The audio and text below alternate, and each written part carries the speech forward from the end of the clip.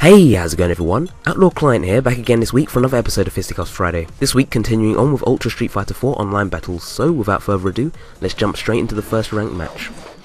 Now, as you can see, I'm up against an Elena player here. Had to get in all the new characters, but I'm also playing as Relento still.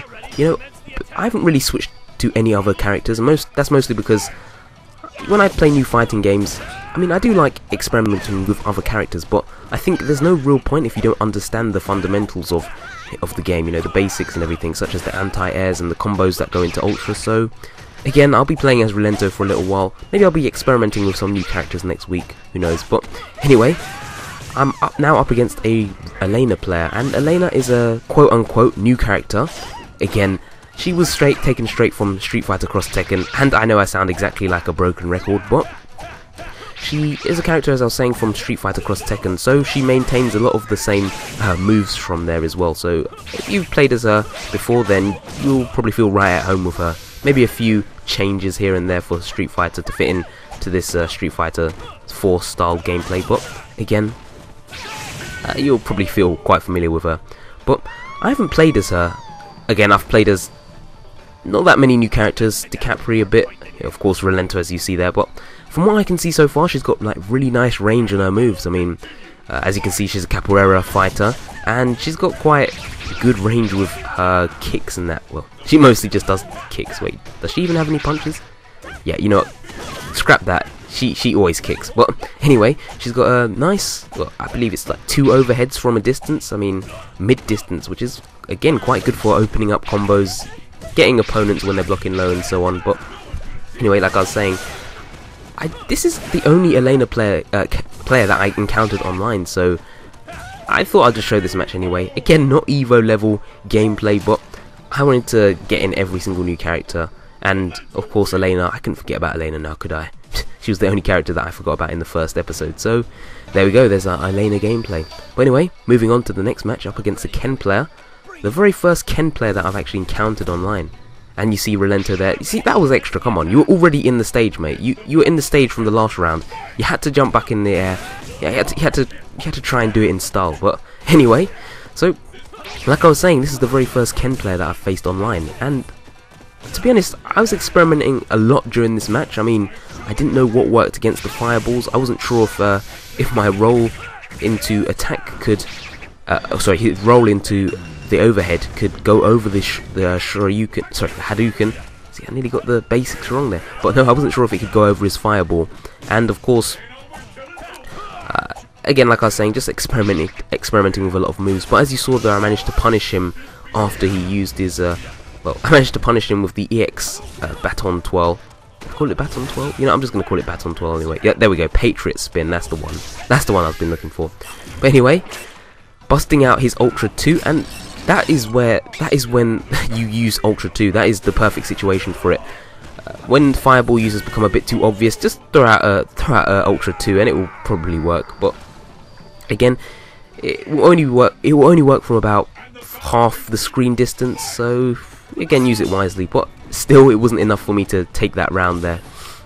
But anyway, the discussion topic that I wanted to talk about for this week is Capcom being up for sale. Now, I'm sure you guys might have heard about this because it's been circulating for the last couple of days, but Capcom recently didn't renew their defense plan. Now, it's probably a lot more complex than what I make it out to be, but to sum it up, like a really basic overview, every 2 or so years, Capcom and their shareholders basically have a meeting to renew their defense plan, which prevents them from succumbing to any hostile takeovers from other companies. And the thing is that in the most recent meeting, they didn't, all of the shareholders didn't vote to renew this plan again. So Capcom can be basically, they can be bought out by other companies that, well, practically the highest bidder will have rights to shares in Capcom, and also I believe different IPs as well. So again, a lot of people were talking about well, you guys know the big franchises, the Resident Evil, the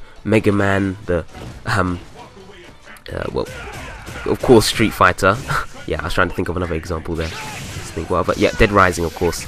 Yeah, there I am, the biggest company, one of the biggest companies, and I'm there struggling trying to think of examples. But anyway, a lot of people were talking about which IPs they wanted bought, and a lot of people were saying that they wanted Mega Man to be bought by Nintendo, which makes a lot of sense. If you've seen Mega Man in the new Smash Brothers, you'll know that they seem to represent him quite well. I mean, I didn't play many of the old Mega Man games myself, but a lot of the fans seem very happy, and I don't know, I think he looks quite good in his design and everything. But for me personally, I'd like to see probably Platinum Games get the rights to Devil May Cry or something like that. I mean, they seem to do quite well with their beat-em-ups. You know, you have Wonderful 101 and more recently Bayonetta. Well, Bayonetta 2 is just around the corner, but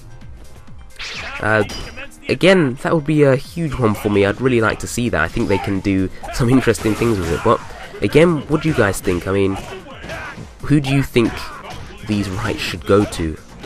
I mean, just leave your opinions in the comments. But anyway, moving back onto the match, didn't quite manage to beat that Ken player.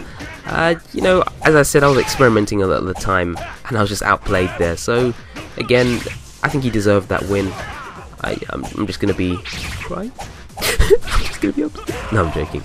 I'm fine with it. You know, got to get hold of myself. But hey, there we go. Here's Haggar making a. Oh no, sorry, not Haggar. We have Zangief there, stolen Haggar's clothes. So anyway, moving on to the third and final match.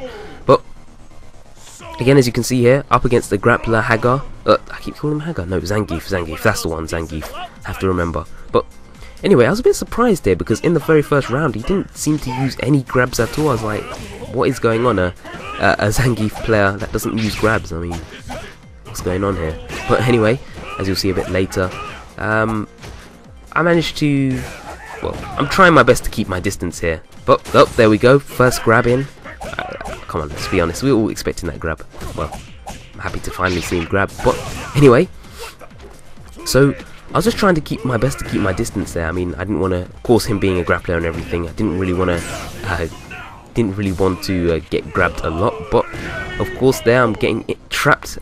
You know, I tried to use the EX jump, the EX wall jump, which is invincible at the start. But I think I accidentally busted out the EX Patriot spin. So yeah, not exactly the best move to use on wake up, but again, that is why you have to save that EX bar, because it just makes everything much safer. I mean, to be honest, I don't think I was reacting that quickly anyway. I might have been able to get out of that, but again, Rolento's EX wall jump is probably his best bet. But anyway, managed to get him into Dizzy, you know, just getting him into that vortex there. Seriously, I couldn't believe what was going on. But anyway, missed that final poke. I could have chipped him out with like 1 or 2 more hits. But anyway, missed. He managed to grab me, and luckily I managed to bust out a super there. You know, I saw him jump in. The super, you know, you can't really do much against it. Once they're in the air, it's all over. Unless you've got a character that can control their movement in the air. But anyway, Rolento busted out the super. He said to himself, you know, let's use the super and call it a day, and everything will be all good. But anyway, thanks a lot for watching, guys. Those are all the matches I have for today. So if you enjoyed watching this, please leave a comment, like, and subscribe. And I will be back again next week with some more Street Fighter footage.